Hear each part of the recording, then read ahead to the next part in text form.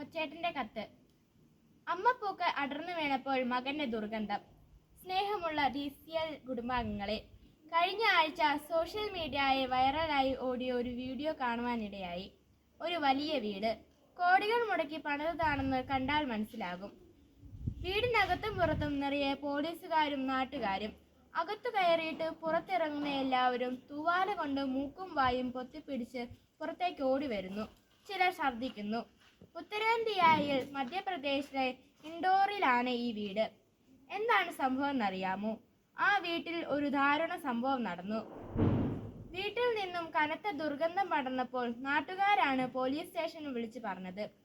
Police വന്ന് നോക്കുമ്പോൾ കണ്ടത് ഞെട്ടിക്കുന്ന കാഴ്ച. അച്ഛനും അമ്മയും അഴുകിക്കിടക്കുന്നു.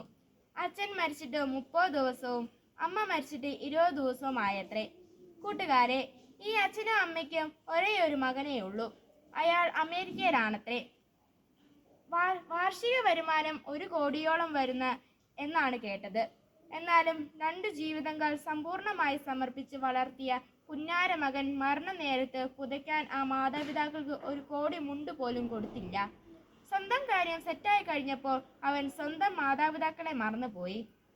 വാർദ്ധക്യം രോഗം വന്ന് അവശരായ സഹായത്തിനായി ഒറ്റയ്ക്കിരുന്ന് നിലവിളിച്ച് ആ മാതാപിതാക്കളുടെ അവസ്ഥ കൂട്ടുകാർ നിങ്ങളുടെ ചിന്തയ്ക്ക് വിഷയമാക്കണം. ഏക മകൻ പിറന്നു വീണ നിമിഷം മുതൽ അമ്മിഞ്ഞ പാലും അച്ഛൻ്റെ നെഞ്ചു ചൂടും വാസന സോപ്പുകളും സുഗന്ധചർമ്മവും തേച്ച് കുളിപ്പിച്ച് വാത്സല്യത്തേനും ചക്കരയും ഉമ്മയും നൽകി വളർത്തിയ ഓർമ്മകൾ അവരുടെ മിഴികൾ നനച്ചിട്ടുണ്ടാകും. വീട് ഇൻഡോറിലാണെങ്കിലും മകന്റെ ഹൃദയത്തിന്റെ ഔട്ടോറിയൽ ആയിരുന്നു ആ അച്ഛനും അമ്മയും. അതുകൊണ്ടാണ് മാതാപിതാക്കളുടെ ശരീരം വീട്ടിൽ കിടന്ന് അഴുകിയപ്പോൾ നാട് മുഴുവൻ നിറഞ്ഞ് ആ മകന്റെ മനസ്സിന്റെ ദുർഗന്ധമായിരുന്നുവെന്ന് നാട്ടുകാർ പറഞ്ഞത്. എന്തായിരിക്കും അവസാനം വരെ അവർ ഓർത്തത്? എന്തായിരിക്കും ആ അച്ഛൻ്റെ അവസാനത്തെ വാക്കുകൾ? മരിച്ചു കിടക്കുന്ന ആ പാവം അച്ഛൻ്റെ ശരീരം പുഴുവരിക്കുന്നത് കണ്ടുകൊണ്ട് മകനെ വിളിച്ച് കരഞ്ഞ് മരിച്ചു വീഴുന്ന ഒരമ്മ. ഇതെല്ലാം ഇന്ത്യയിൽ സംഭവിച്ച കാര്യങ്ങളാണ് കൂട്ടുകാരെ.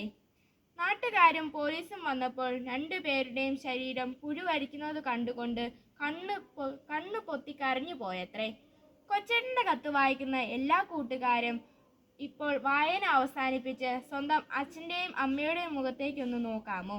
ആ മുഖത്ത് സ്നേഹത്തോടെ ഒരു ചക്കരയുമ്മ കൊടുക്കാമോ? ഞാൻ എവിടെയെല്ലാം പോയാലും, എത്ര വലുതായാലും, ആരായി തീർന്നാലും, എത്ര വലിയ കോടീശ്വരനായാലും എന്നെ ഞാനാക്കിയ എൻ്റെ അച്ഛനെയും അമ്മയെയും ഞാൻ ഒരിക്കലും മറക്കില്ല എന്ന് ആ മുഖത്ത് നോക്കി പറയാമോ? പ്രിയ കൂട്ടുകാരെ, ഈ ഒരു കാലം ഉപഭോക്തൃ സംസ്കാരത്തിൻ്റെയും രക്തസാക്ഷിത്വ കാലവും ആണ്. ഉപയോഗമില്ലാത്തതിനെ ഉപേക്ഷിക്കാനുള്ള പ്രലോഭനത്തിന് അടിമപ്പെടുന്നതിനുള്ളതാണ്. അതുകൊണ്ടാണ് പല വീടുകളിൽ എത്ര സ്നേഹിച്ചു വളർത്തിയ മക്കൾ ആണെങ്കിലും മക്കൾ വലുതായി കഴിയുമ്പോൾ മാതാപിതാക്കളെ കൊണ്ട് ഉപകാരമില്ല എന്ന് തോന്നുന്നത്. നല്ല മക്കൾ മാതാപിതാക്കളെ മറക്കില്ല. എത്ര അസൗകര്യമുണ്ടായാലും, എത്ര നഷ്ടങ്ങളുണ്ടായാലും മാതാപിതാക്കളാണ് ഞങ്ങളുടെ ഏറ്റവും വലിയ സമ്പത്ത് എന്ന് പറയാനുള്ള ധൈര്യവും ബോധ്യവും നല്ല മക്കളുടെ സമ്പാദ്യമാണ്. അത്തരത്തിലുള്ള സമ്പന്നരാകാൻ കൂട്ടുകാർക്ക് കഴിയുമ്പോൾ മാതാപിതാക്കളുടെ മക്കളുടെയും സ്നേഹത്തിൻ്റെ സുഗന്ധം കൊണ്ട് വീടും നാടും നിറയും. അങ്ങനെ നിങ്ങളുടെ വീട്ടിലും നാട്ടിലും സ്നേഹ സുഗന്ധങ്ങൾ നിറയട്ടെ എന്ന് ആശംസിക്കുന്നു. സ്വന്തം കൊച്ചേട്ടൻ.